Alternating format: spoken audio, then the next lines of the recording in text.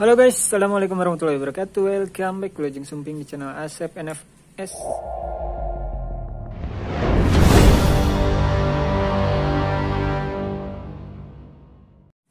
Ya, kali ini saya mau bahas masih seputaran karbu cuy. Oh, sudah nyiapin pulpen. Tentu saja kalau ada pulpen kita harus ada kertas ya. Sekarang saya mau bahas tentang irit dan boros cuy. Dan saya akan ngasih trik atau tips supaya motor kita bisa lebih irit ya. Oke, di sini di depan kita adalah karbu dengan Venturi ukuran 34 ya. Ini PWK 34. Nah, yang sekarang saya pakai masih karbu yang kemarin, yaitu PE 28, masih nempel ya.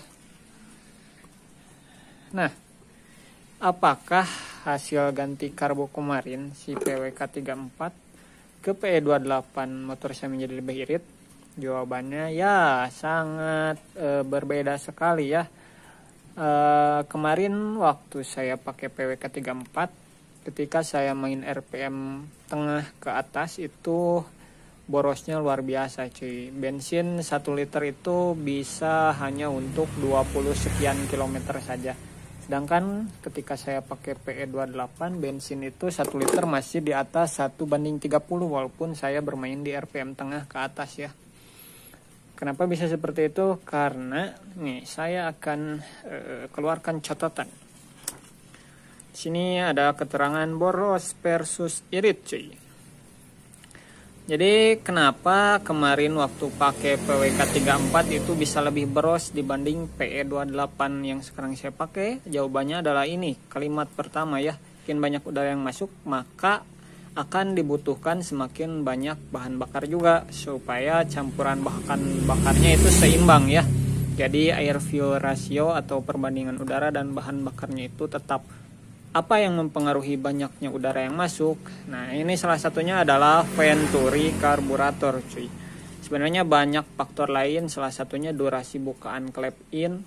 Saya sekarang fokus bahas karburatornya saja. Jadi ini jelas Venturi karburator mempengaruhi banyak sedikitnya udara yang masuk ya. Semakin besar Venturi, misal saya kemarin pakai 34, itu sudah jelas makin besar udara yang masuk ya, sehingga kita bisa menambahkan bahan bakar yang banyak supaya AFR-nya itu tetap.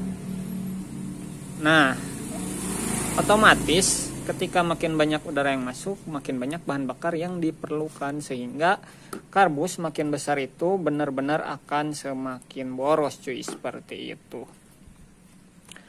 Nah, keuntungan pakai karbu gede itu kan semakin banyak campuran bahan bakar yang berhasil dihisap ke dalam ruang bakar ya, ke dalam silinder sini. Otomatis ketika campuran bahan bakarnya makin banyak, akan terjadi semakin besarnya ledakan di ruang bakar. Jadi ketika disedotnya banyak, maka ledakan yang terjadi di ruang bakar akan semakin besar cuy. Itu efeknya tenaga akan makin gede gitu. Tapi ada syarat cuy, supaya kita bisa meningkatkan volume campuran bahan bakar semakin banyak ya. Supaya ledakan makin besar, maka tenaga akan makin besar. Syaratnya itu adalah efisiensi volumetrik cuy.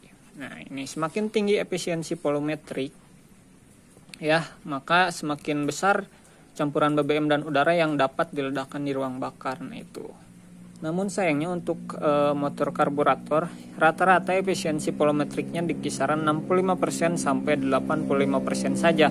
Jarang yang sampai menyentuh angka 90%, kecuali memang sudah diperhitungkan sedemikian rupa. Jika efisiensi volumetriknya mencapai 90% ke atas, menurut rumus ya, ini bukan tebak-tebakan lagi, sudah pasti tenaga yang dikeluarkan akan semakin besar.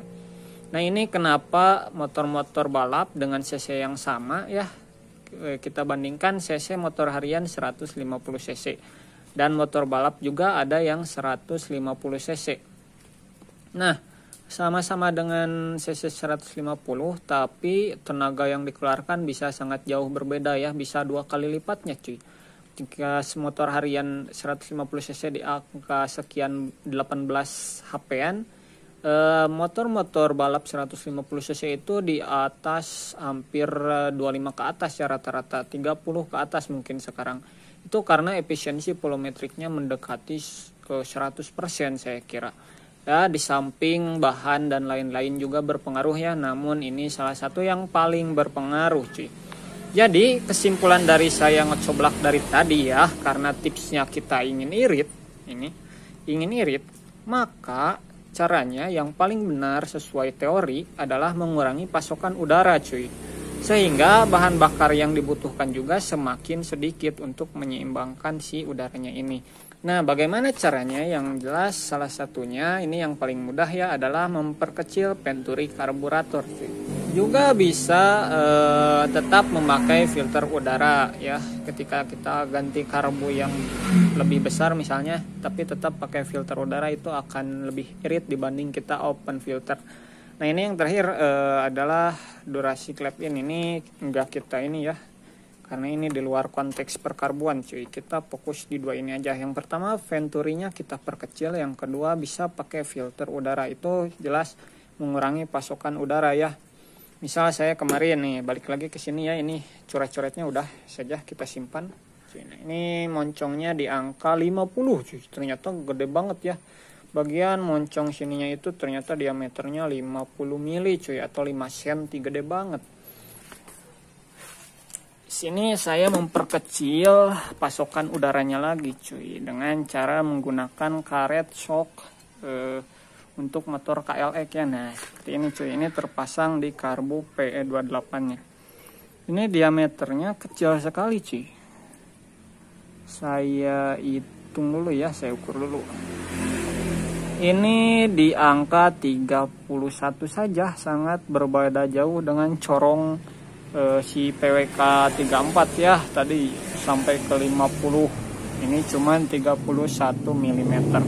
Otomatis ketika pasokan udara saya kecilkan, saya kurangi, hasilnya Mainjet minta turun lagi cuy. Yang tadinya di angka 130 ketika open filter, ketika saya pakai si karet shock tadi itu turun menjadi 110 saja cuy, dengan jarum yang masih di tengah ya.